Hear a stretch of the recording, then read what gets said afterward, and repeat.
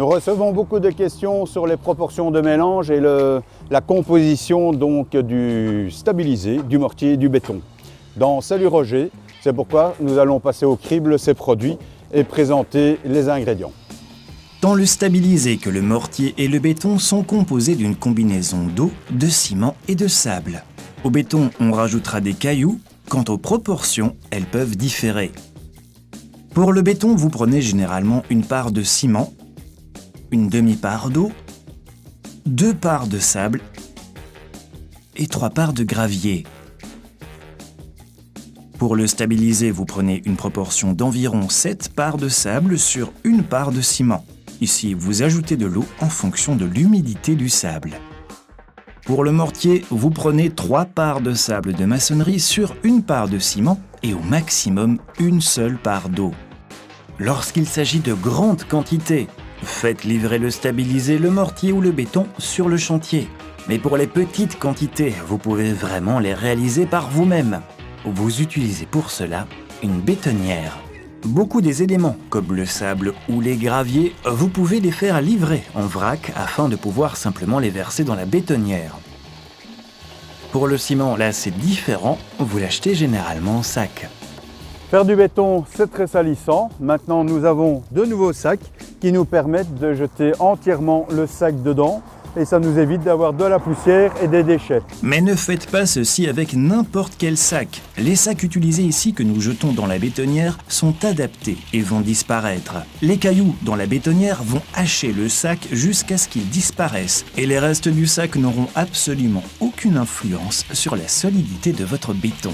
Nous allons analyser plus en profondeur les composants afin que vous sachiez précisément ce dont vous avez besoin pour votre produit. Pour l'eau, toujours prendre de l'eau claire, donc prenez l'eau de ville, ça évitera les impuretés qui peuvent empêcher la prise. En ce qui concerne le sable, c'est très important, il y a plusieurs diamètres différents. Tout ça est repris sur le sac, le diamètre du grain et également son origine. Pour maçonner, on utilise généralement du sable plus fin, comme du sable pour maçonnerie. Pour faire du stabilisé, on utilise du sable du Rhin fin. Pour la fabrication de béton, on utilise du sable à gros grains. Pour les graviers également, il existe différentes dimensions. On n'utilise le gravier que pour le béton. Si vous utilisez du gravier plus gros, vous pouvez en mettre un petit peu plus. Donc le ciment est un liant, il y a plusieurs ciments différents. Les indications sont mises sur les sacs et on va vous expliquer en quoi cela consiste. Le ciment se lie sous l'influence de l'eau. Cela ne veut pas dire que si vous mettez plus d'eau, le ciment va durcir plus rapidement. Tenez-vous-en toujours à un mélange bien proportionné. Dans les ciments, il y a des différences qui sont représentées par les lettres SEM, suivies du chiffre romain de 1 à 5. Les plus courants, c'est le SEM1, SEM2, SEM3. Donc, le chiffre romain, c'est ce qui détermine la quantité de Portland clinker et c'est dans le SEM1 qu'il y en a le plus. Le ciment à haute teneur en clinker Portland a également une meilleure résistance à une compression plus forte et un durcissement plus rapide. Mais pour concrétiser cette indication, il y a encore plus d'informations à même le sac. Nous attendons naturellement du béton une certaine résistance à la compression. Pourquoi? Parce que le béton va supporter du poids. Pour supporter ce poids, il y a des résistances différentes au niveau du béton. C'est pour ça que c'est indiqué sur le sac, entre autres 32,5, 42,5 et 52,5. Généralement, vous avez le bon ciment pour votre projet quand il a une force finale de 32,5.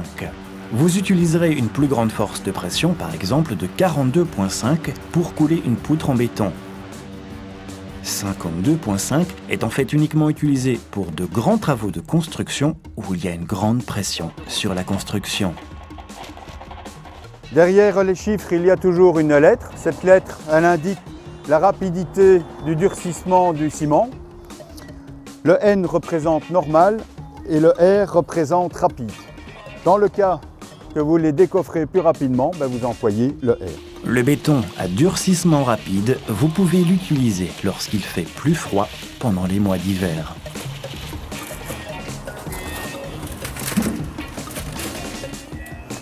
J'espère que vous avez appris plus sur les composants et les ingrédients pour le mortier, le stabilisé et le béton. Si vous voulez revoir l'émission, vous pouvez aller sur dobit.be, autrement vous inscrire sur notre magazine en ligne. Si vous avez également quelques questions, vous pouvez envoyer votre email sur roger@dobit.be. Et moi je vous dis à une prochaine fois.